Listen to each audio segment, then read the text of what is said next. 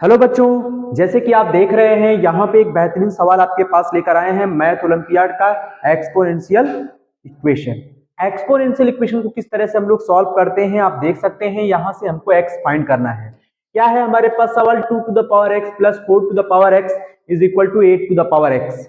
इस तरह के सवाल को कैसे लगाना है ये हम बताएंगे बच्चों। तो चलिए स्टार्ट करते हैं। सबसे पहले आपको क्या लिखा हुआ है 2 to the power X plus इस 4 टू द पावर एक्स को हम बच्चों क्या लिख सकते हैं 2 का square to the power of X is equal to 8 को क्या लिख सकते हैं बच्चों 2 का क्यूब। क्या लिख सकते हैं 2 का क्यूब पावर क्या हो जाएगा x।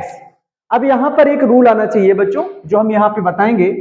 a to the power n अगर लिखा है पावर में n तो हम इसको किस तरह से लिख सकते हैं, पावर को इंटरचेंज कर सकते हैं बच्चों, यानी n को अंदर ले सकते हैं m को बाहर कर सकते हैं। ये रूल यहाँ पे अब अप्लाई करना है, ठीक है। तो चलिए अप्लाई करते हैं। तो यहां लिखा जाएगा 2 टू द पावर x, यहां हो जाएगा x को अंदर करिए, स्क्वायर को बाहर करिए, x को अंदर करिए, क्यूब को बाहर करिए। इस तरह से आपको लिख लेना है, ठीक है।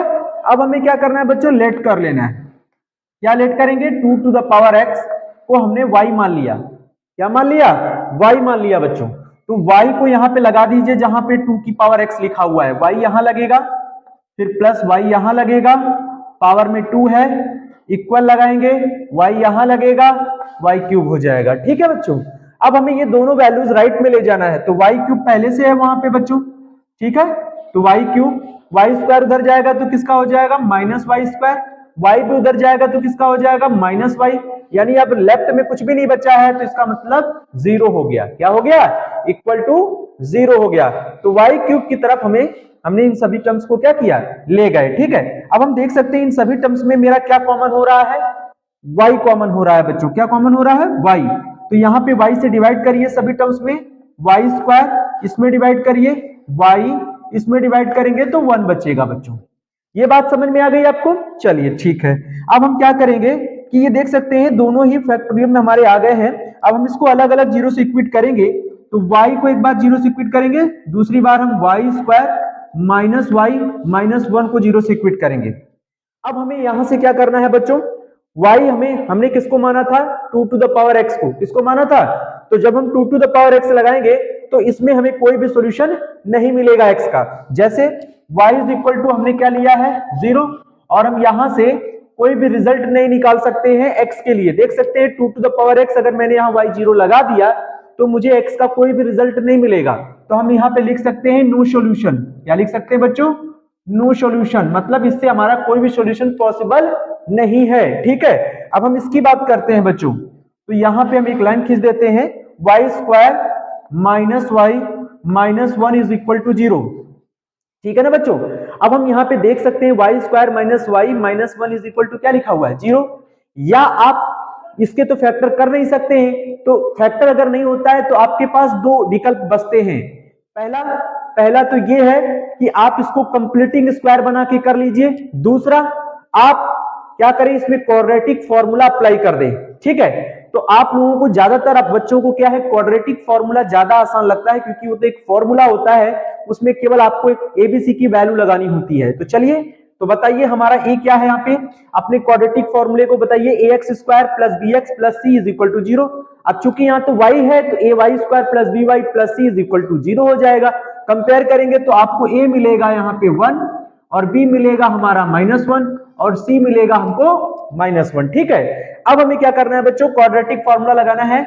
आप देख सकते हैं वेरिएबल कौन सा है यहाँ पे, y है, तो आप y इज इक्वल टू लिखेंगे, फॉर्मूला हो जाएगा minus B plus minus B square minus का 4ac अपॉन क्या हो जाएगा 2a, अपॉन क्या हो जाएगा 2a हो जाएगा बच्चों। तो चलिए वैल्यू लगाते हैं, y is equal to minus भी करेंगे तो प्लस का 1 हो जाएगा, क्योंकि ये खुद का -1 है। तो यहाँ पे प्लस माइनस फिर क्या है बी स्क्वायर, तो -1 का स्क्वायर करेंगे, -4a कितना है बच्चों 1 है, और c कितना है, c हमारा -1 है।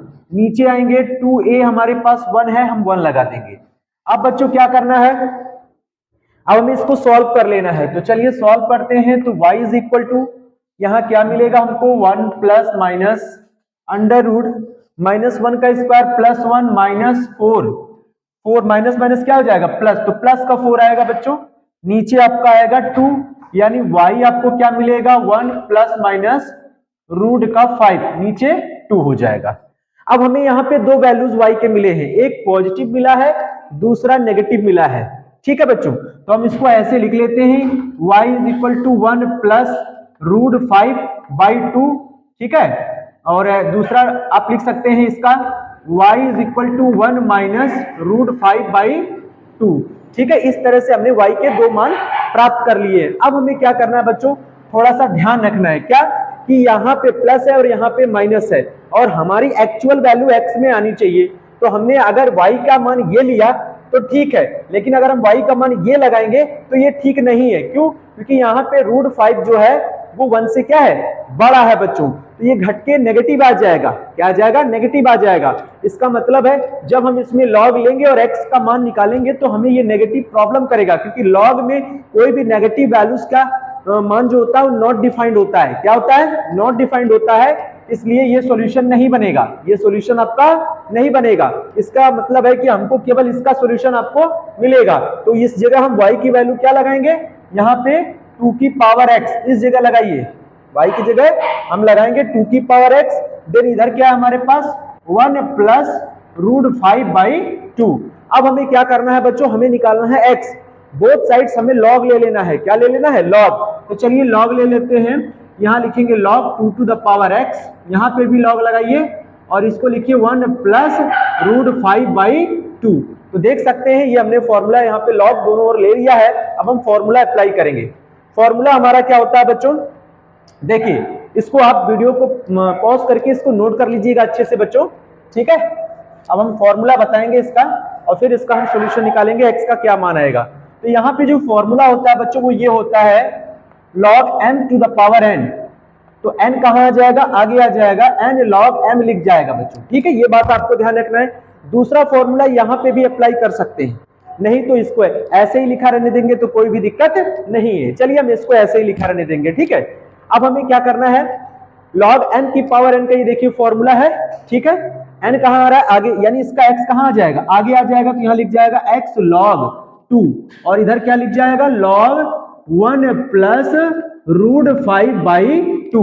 इसका मतलब मुझे x कितना मिलेगा, मुझे x मिलेगा बच्चों, ये log 2 कहां चला जाएगा, अपॉन में। तो हमें x क्या मिलेगा, log 1 plus root 5 by 2 upon, ये इक्वल यहां लगाइए, अपॉन ये log 2 नीचे आ जाएगा, ये log 2 कहां जाएगा, नीचे आ जाएगा। बस यही आपका क्या है, आंसर है। यही आपका क्या है, आंसर है। तो आपको ये सवाल इस तरह से लगाना चाहिए, जो इसका सॉल्यूशन नहीं है वो इसका सॉल्यूशन नहीं बनना है।